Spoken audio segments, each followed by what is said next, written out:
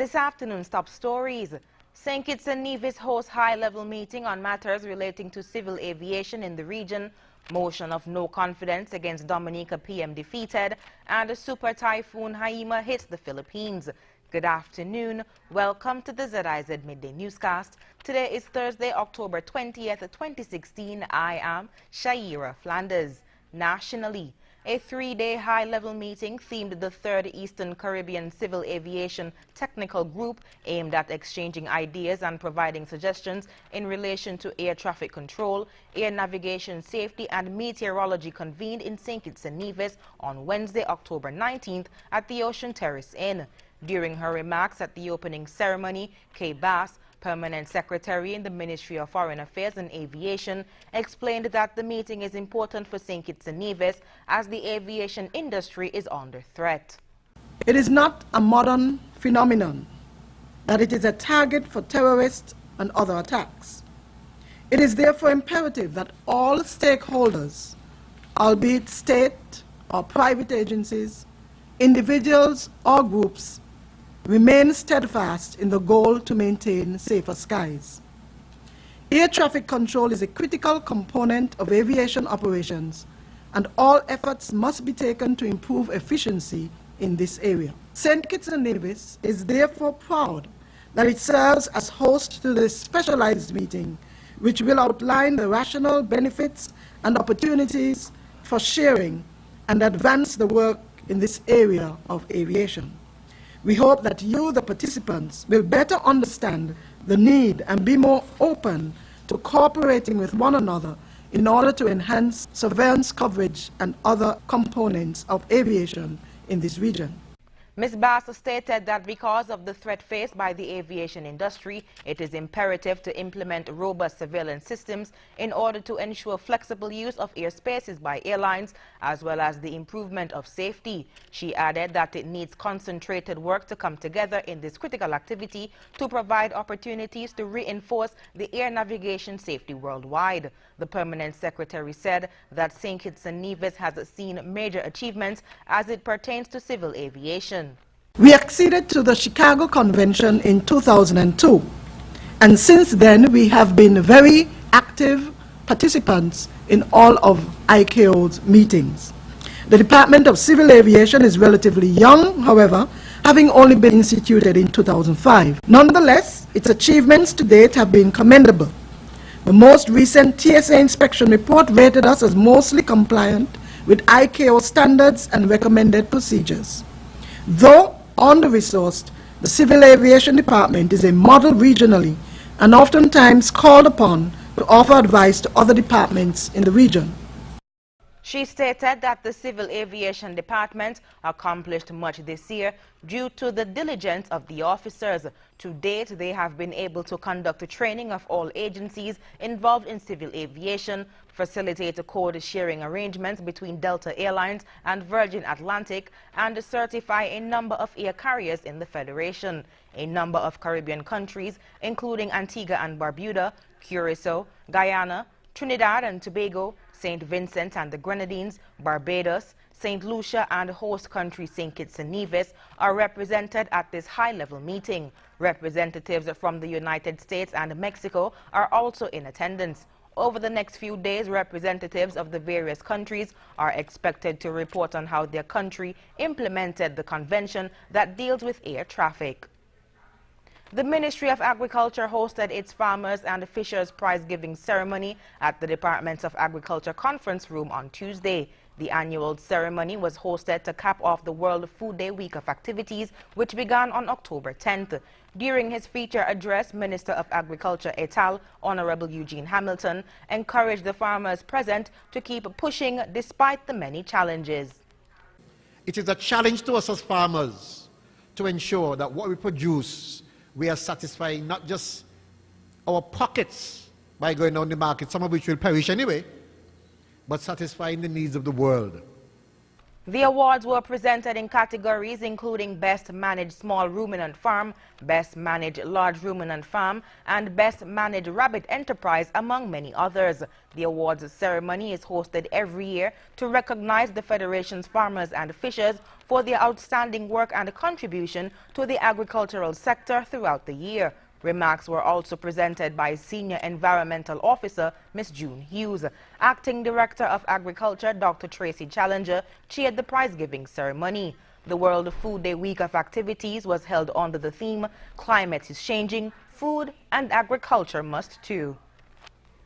The top performers in the St. Kitts 2016 Test of Standards examinations for grade 6 students were recognized and awarded at the 7th annual St. Kitts Credit Union Melvin Edwards Excellence Awards on Wednesday. General Manager of the SKCCU, Cheryl Bass, congratulated the students on their excellent academic performance and pledged the continued support of the SKCCU. At St. Kitts Credit Union, we are passionate and firmly convinced that excellence is not merely a catchphrase, but rather it must become a way of life. We believe that you don't just wake up one morning and find excellence. We feel that it is very important to celebrate in a tangible way in the achievement of our future leaders and to let them know that they have our full support as they embark on this amazing journey of excellence. The awardees were Daniel Thompson of the Dr. William Connor Primary School, who placed first, Jody Lynn Watson of the Beach Allen Primary School, who placed second, Gabrielle Myers of George Moody Stewart, and Shadecia Green of the Seventh-day Adventist School, who placed third and fourth respectively, and Vlashon Smithen of the George Moody School, who took fifth place. The awardees are the top scorers in the combined testing at the primary level in the areas of English, Math, Social Studies and Science. The awards form part of the St. Kitts Cooperative Credit Union's 34th anniversary week of activities celebrations.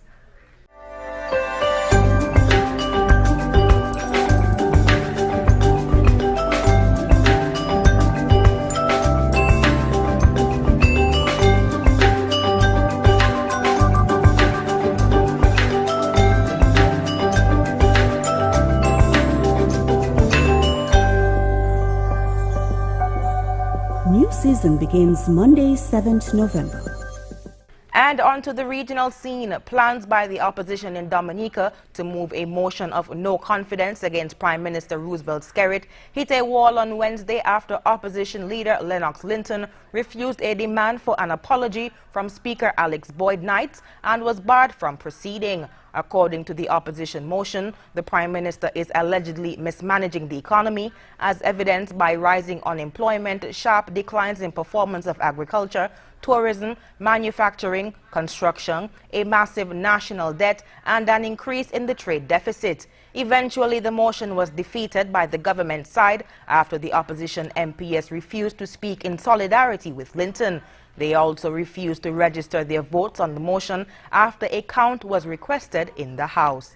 In Guyana, the passports with which convicted drug trafficker Barry Dataram and his reputed wife traveled to Suriname were reportedly not issued covertly by immigration officials. Javon Vickery has that story. The police have confirmed that the passports were not issued by any person employed at the Central Immigration and Passport Office. According to Acting Crime Chief Hugh Jessamy, the police during their investigation have been able to ascertain that the passports were reported to have been stolen in two separate incidents during this year. There was no collusion with the immigration office, the Springlands or the Central Immigration Office. The passport was made person, but the biodata page for those passports were tampered with. So it's a genuine issue and got into the wrong hands. The crime chief says that in one of the incidents in which the passport was stolen, the holder was unable to explain how he misplaced it. the police are still questioning that person. Mr. Jessamy further stated that the biodata pages were tampered with on both passports, and the documents possessed fake stamps to show that they were checked out with immigration officials at Springlands Quarantine Berbice. Is there a suggestion also that it could have been done privately by someone? Privately? Yeah, maybe someone that helped them along that way outside of the immigration office. Well, of course, it could have been done. It could have been done privately. But notwithstanding that the passport itself is genuinely issued, both passports are genuinely issued. But if somebody lost their passport or they stole their passport, give a friend their passport, and the friend has persons who have some skills, they can probably change it biodata page, or insert or forge writings and figures on the biodata page. Self-confessed drug lord Barry Dataram was on Tuesday sentenced to an additional 4 years imprisonment after pleading guilty to 3 other charges. Dataram took responsibility for the couple's escape and the issuance of the fake passports.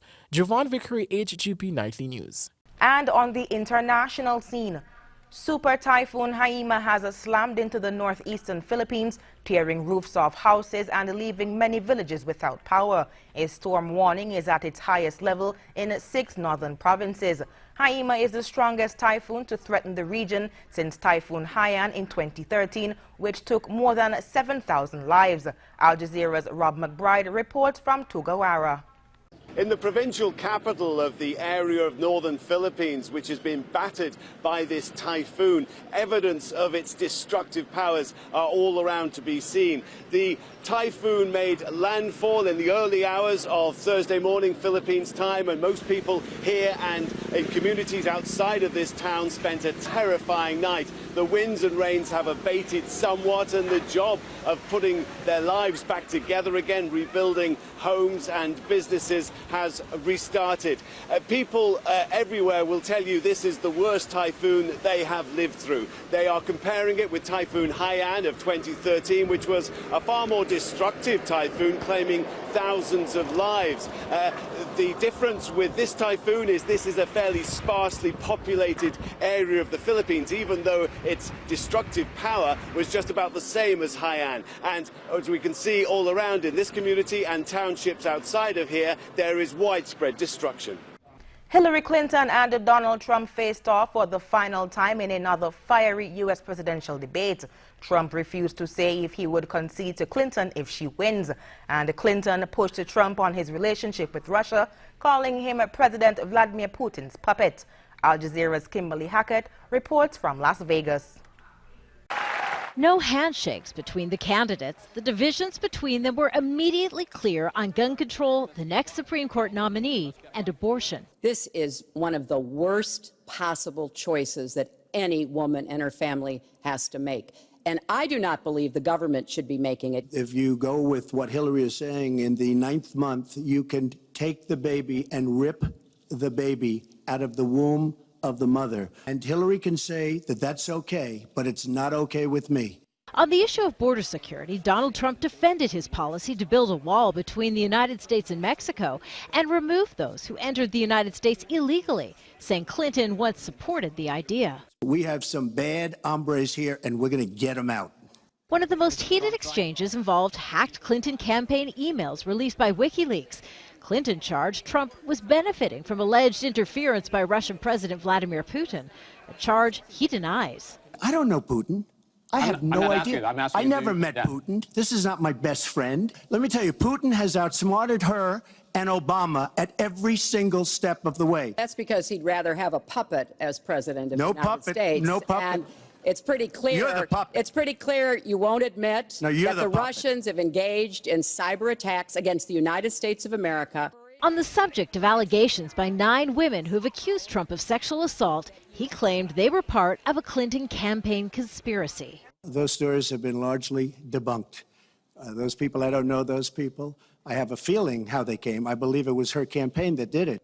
But Clinton was on the defensive on the issue of her family's foundation, accepting foreign cash while she was Secretary of State. Why don't you give back the money that you've taken from certain countries that treat certain groups of people so horribly? I'd be happy to compare what we do with the Trump Foundation, which took money from other people and bought a 6-foot portrait of Donald. But on the issue of process, Trump doubled down on his allegations the election in the United States is flawed and favors Clinton. He says he may not accept the election result if Clinton wins. I will look at it at the time. I'm not looking at anything now. I'll look at it at the time. But there is little time for Donald Trump to turn around the polls, which now show Hillary Clinton with a wide lead. And Election Day now, less than 3 weeks away. Kimberly Helkett, Al Jazeera, Las Vegas. And now for the weather. Present weather is partly cloudy. Winds are light at 6 miles per hour from the east. Seas are moderate with the swells reaching 6 feet. Small craft and seabather warnings remain in effect. In the weather forecast, the skies today and tonight will be partly cloudy. A few brief isolated showers could also develop. Sunset today will be at 5:46 p.m. and sunrise tomorrow will be at 6:05 a.m. That brings us to the end of the ZIZ Midday Newscast. Join us this evening for these stories and more in detail. Thank you so much for tuning in. I am Shaira Flanders. Have a good day.